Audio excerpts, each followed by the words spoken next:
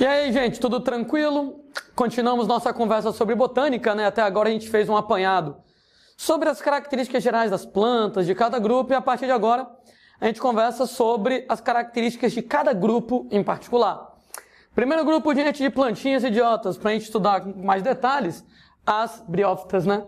Briófitas, moçada, são plantas representadas pelos musgos e tem dois outros grupos, hepáticas e antóceros, que eu admito não são lá, né, as criaturas mais populares do universo. Se você souber que elas existem, eu já estou feliz.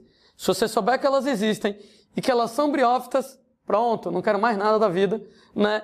Tá bom demais. Agora sim, né? Musgos são exatamente as principais plantas no grupo lá das briófitas. Características, né, moçada, das briófitas, como todas as plantas, elas são embriófitas, elas são dotadas de embrião, elas são avasculares, atraqueófitas, elas não têm vasos condutores de seiva e, por isso, o transporte de substâncias é por difusão célula a célula, então elas são pequenininhas, elas são de pequeno porte. Elas, moçadas, são talófitas, o que quer dizer que o corpo delas é um talo que não apresenta raiz, caule e folha. Nesse caso, no lugar de raiz, rizoide, no lugar de caule, cauloide, no lugar de folha, filoide. Lembrando que a diferença, né, é que raiz, caule e folha tem vasos condutores de seiva, rizoides, cauloides e filoides não apresentam vasos condutores de seiva. Essas plantas, moçada, não apresentam estruturas impermeabilizantes bem desenvolvidas. Alguém deve estar pensando, pô, Landinho, tu já tinha falado tudo isso. Já, mas eu faço questão de lembrar, né? Então elas não têm estruturas impermeabilizantes bem desenvolvidas. Elas não têm, por exemplo, lá, cutícula, né? E com isso, moçada, elas têm lá uma grande tendência a desidratar, um grande risco de ressecação, um grande risco de desidratação e, por isso, pessoas, elas estão restritas a ambientes sombrios, né? Só podem viver com pouca luz para exatamente não desidratar. E elas, moçadas, são criptógamas.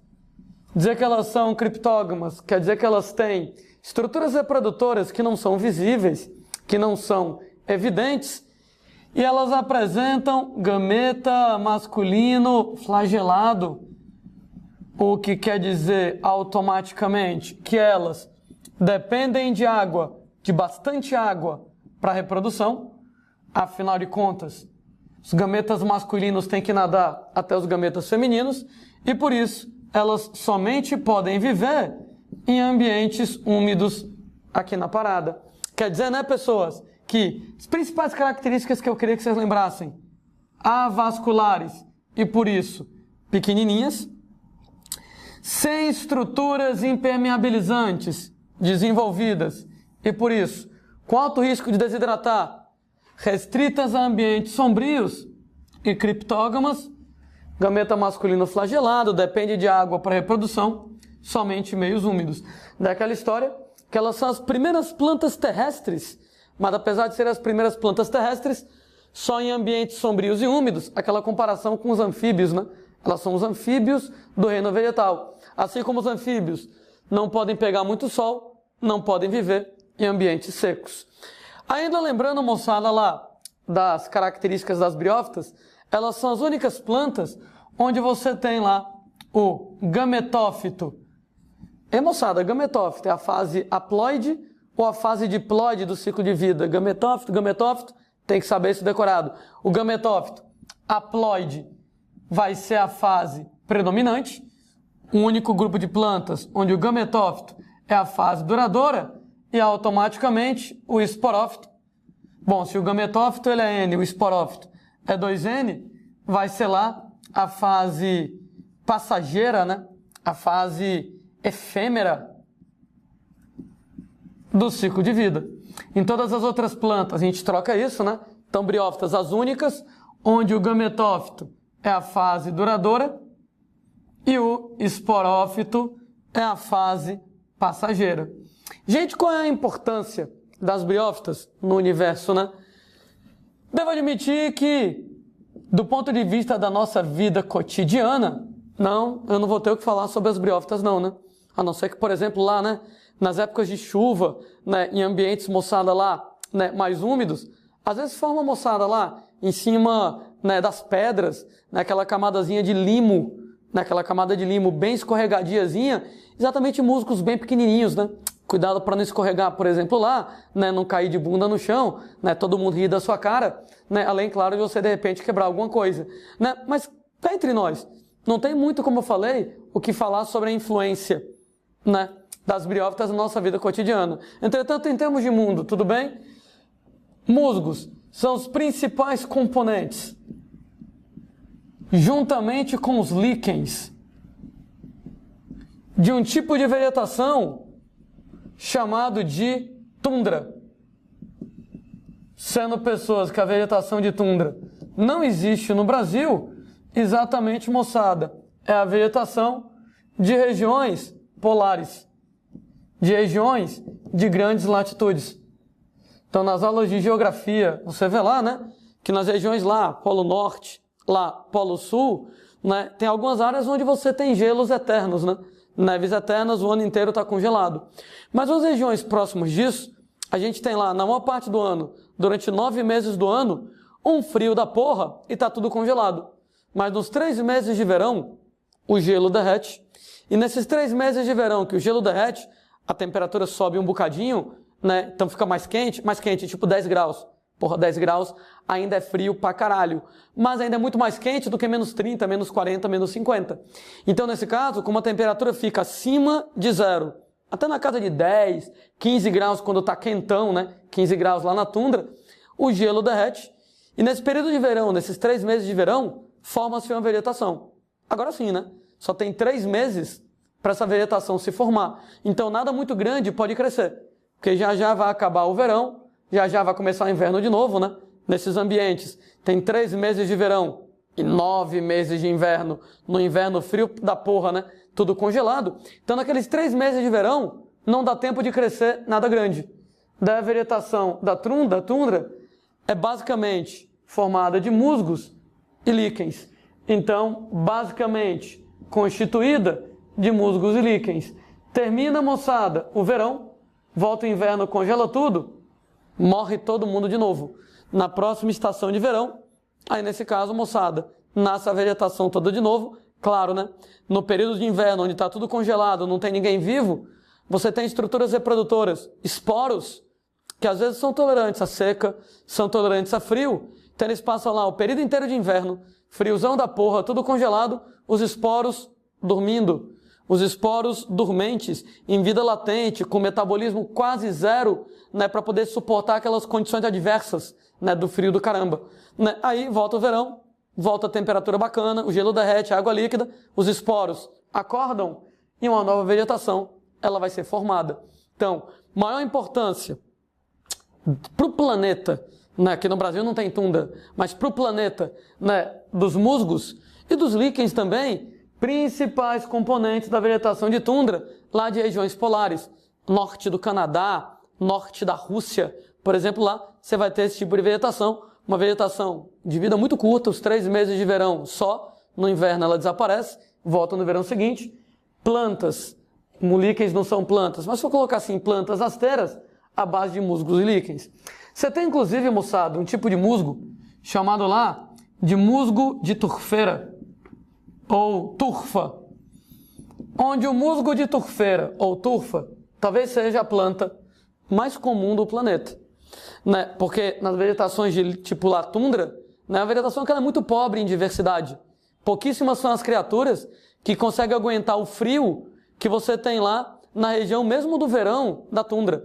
E como é uma condição muito peculiar de só ter 3 meses para as plantas crescerem, não é qualquer planta que consegue completar todo o ciclo de vida dela em 3 meses. Então, quando você trabalha com a tundra, bem dizer, só tem musgos e líquens, e o principal musgo é esse jovem musgo de turfeira turfa. Talvez, como eu falei, a planta mais abundante do planeta, né, se você pensar numa única espécie de planta, talvez seja essa aqui, a que tem o maior número de indivíduos no planeta. O resultado é que o musgo de turfeira turfa acaba tendo uma utilidade interessante nas regiões onde você tem tundra. Ela, moçada, quando seca, pode ser usada como combustível. A moçada queima isso aí como combustível. Ao invés de lenha, né? A galera pega a turfa seca e utiliza a turfa seca queimada, né, como combustível, aquecimento, cozinhar e etc e tal. Então, para a galera que vive lá naquelas regiões. Volto a dizer, aqui no Brasil não tem tundra, né? Não tem musgo de turfeira, não tem turfa, né? Mas em algumas regiões isso aqui acaba sendo importante. Né? O que é que há de mais interessante a respeito das briófitas?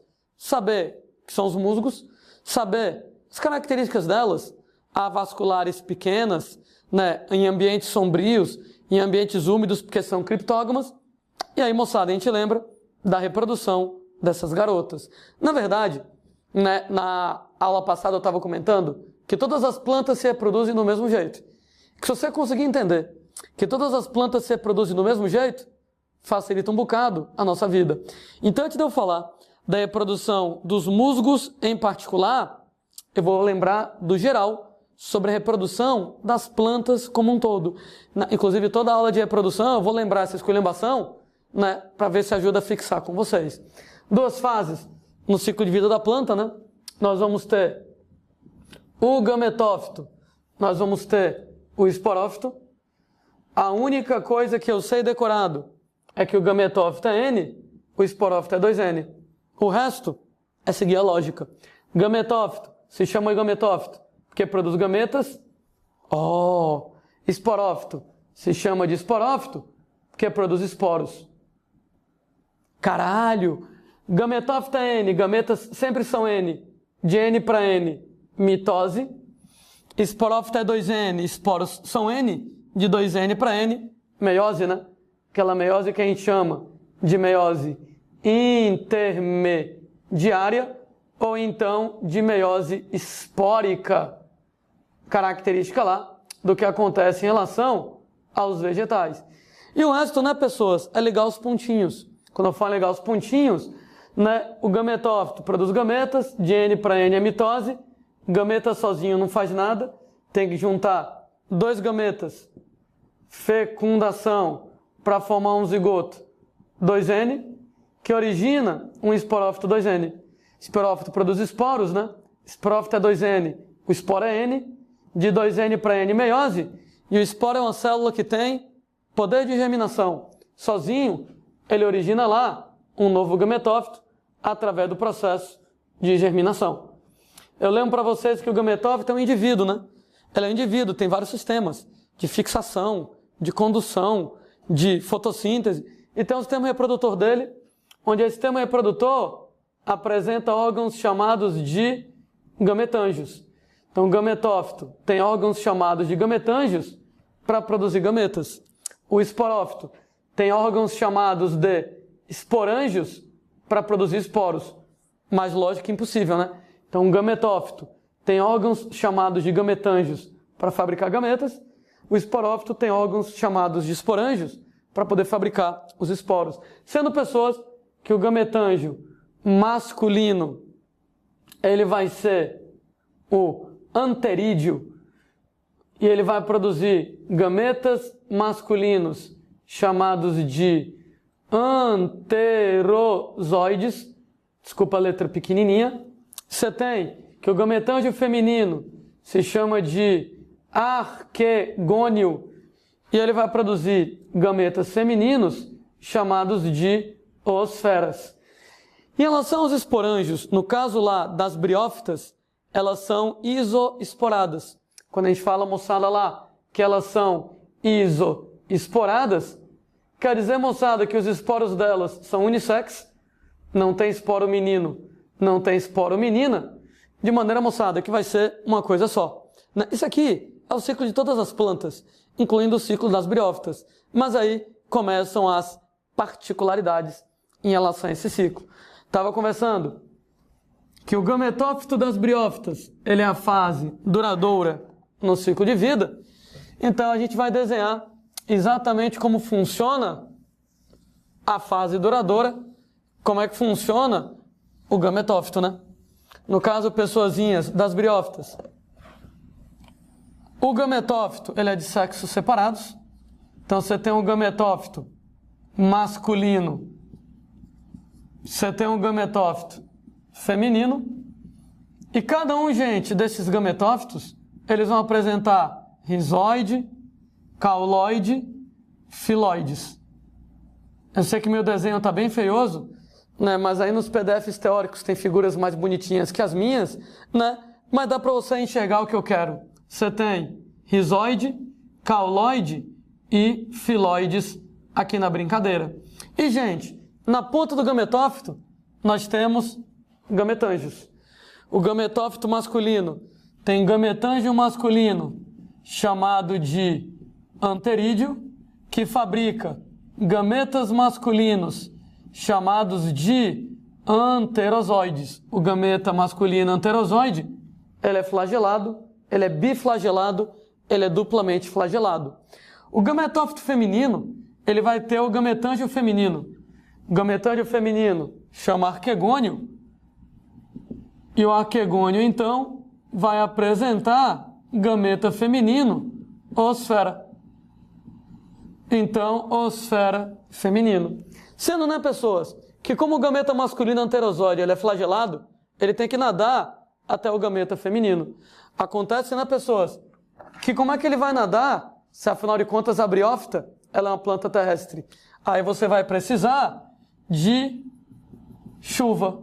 Choveu, moçada, acumulou água. Considerando que as briófitas elas são pequenininhas, um pouquinho de água é suficiente. Choveu, um dedinho de água é suficiente para cobrir as briófitas normalmente. E isso cria um caminho para que o gameta masculino nade até o gameta feminino. E aí o que acontece é que quando gameta masculino anterozoide ele vai lá e se junta com gameta feminino osfera, nós vamos ter, moçada, o processo de fecundação, que vai originar um zigoto 2N, que vai originar um embrião 2N, que vai originar um esporófito 2N. Uma coisa interessante, moçada, para você visualizar sobre esporófito, é que o esporófito das plantas briófitas, ele é quase aclorofilado. O landim, se ele é quase aclorofilado, ele não faz fotossíntese direita, é isso? Exato. Ele não faz fotossíntese direito, ele não consegue produzir alimento direito. De maneira que ele tem que ser heterótrofo. O landim, se ele é heterótrofo, ele come o quê? Pergunta errada. Não é ele come o quê? É ele come quem? Ele come a mãe dele. Como ele é aclorofilado, ele acaba sendo um parasita do gametófito feminino. Ô Landinho, que absurdo, o cara parasitar a própria mãe. Até parece que você não fez isso quando você estava na barriga da sua mãe, né? Roubando lá os nutrientes da pobre coitada, né? Parasitando ela. Assim como aconteceu com você, acontece aqui com o esporófito. Tanto é que quando a gente pega aqui, desenhando o gametófito feminino de novo, você tem lá rizoide, cauloide, filoides, e aí você tem o gametândio feminino arquegônio, a osfera estava bem aqui. Nesse caso, anterozoide fecundou a osfera, formou um zigoto. Você tem, moçada, que o zigoto origina um embrião, vai se multiplicando. 2, 4, 8, etc e tal. Embrião. E o embrião origina um esporófito. Sendo que o esporófito ele vai crescendo em cima do gametófito feminino.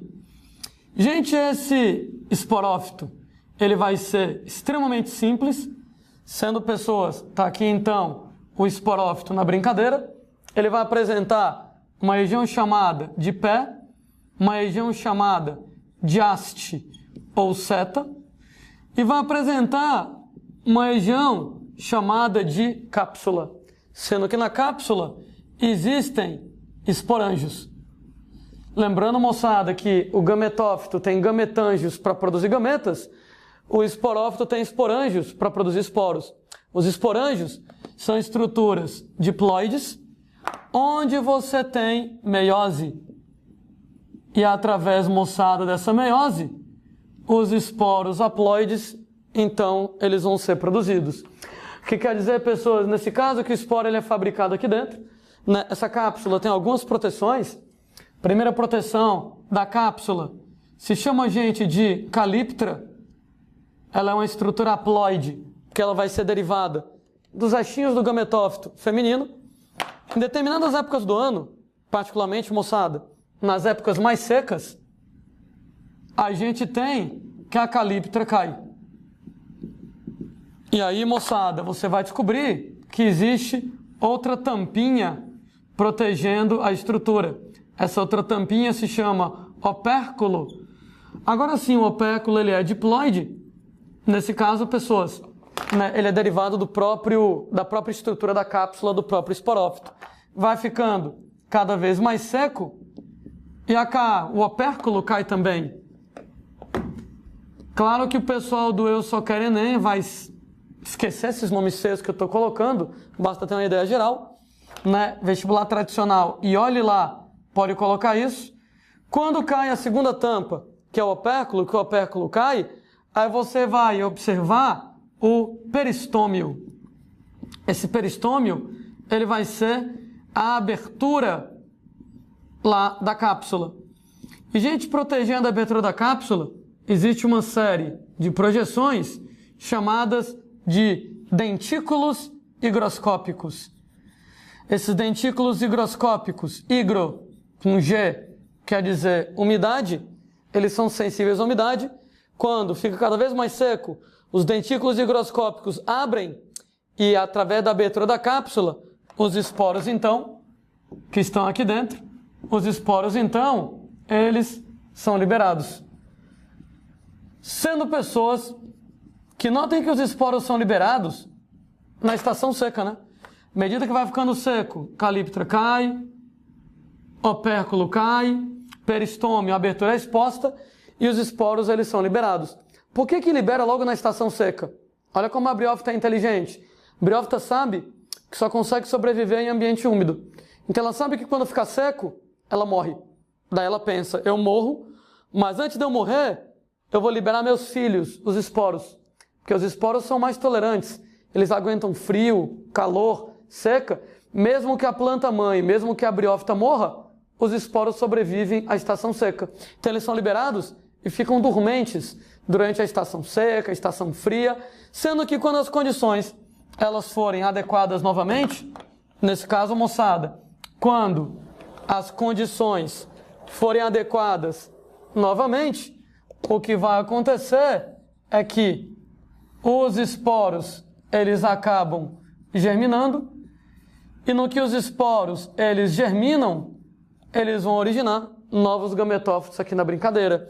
Qual é essa época onde os esporos eles vão germinar? Os esporos, moçada, eles vão germinar basicamente quando você tiver a estação úmida. Ou seja, estação úmida, a gente sabe que está na hora da briófita do músculo se desenvolver e o resultado dos esporos germinam para originar novos gametófitos. Landim repete quantas vezes for necessário. Fase duradoura, o gametófito, ele é de sexos separados, tem gametófito masculino e gametófito feminino. Cada gametófito tem rizoide, cauloide, filóides. Gametófito masculino tem gametângio masculino anterídeo, com gametas masculinos anterozoides.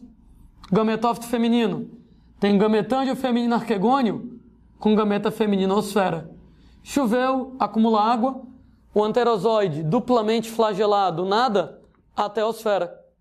Gameta masculino se junta com gameta feminino, fecundação, forma um zigoto, um embrião, um esporófito. Esse esporófito quase não tem clorofila, daí ele vai parasitar o gametófito feminino.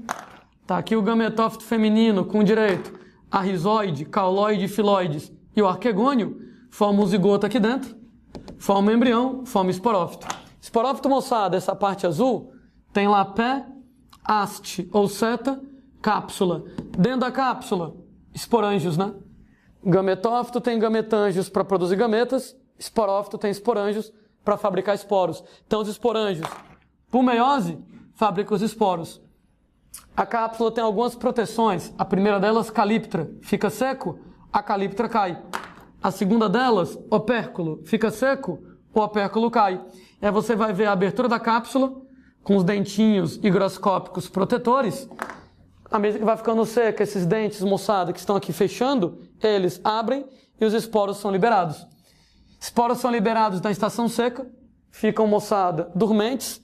Quando a gente chega lá, na estação úmida, os esporos que foram liberados na estação úmida podem, então, germinar.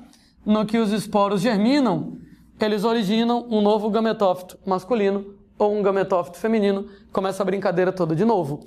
Eu sei que meu desenho não está a coisa mais linda do universo, entretanto, pessoas, tem uma coisa bacana no meu desenho, né? De propósito, o que eu desenhei em preto são estruturas haploides, o que eu desenhei em azul são estruturas diploides.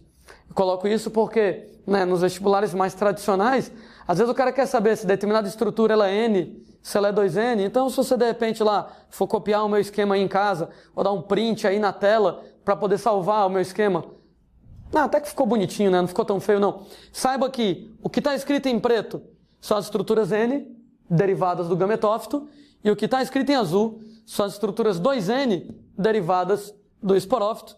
Tá aí, moçada, o esquema da reprodução das briófitas.